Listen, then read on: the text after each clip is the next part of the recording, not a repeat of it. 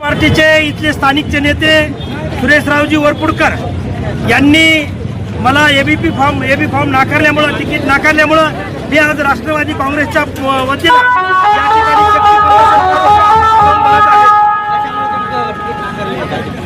त्यांना ते ज्यावेळेस काँग्रेसमध्ये काम करत होते, मी ज्यावेळेस शेतकरी चळवळीमध्ये काम करत होतो, प्रचंड विरोध त्यांचा झालेला आहे.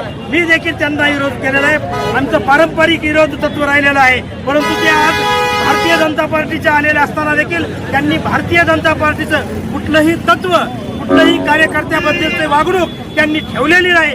ते काँग्रेसची जी विचारसरणी आहे त्यांची जो भुरसटलेली तीच ते या ठिकाणी भारतीय जनता पार्टीमध्ये राबवत आहेत. आणि म्हणून आम्हाला या ठिकाणी राष्ट्रवादी काँग्रेस पक्षाचा हा झेंडा हातात घ्यावा लागलेला आहे.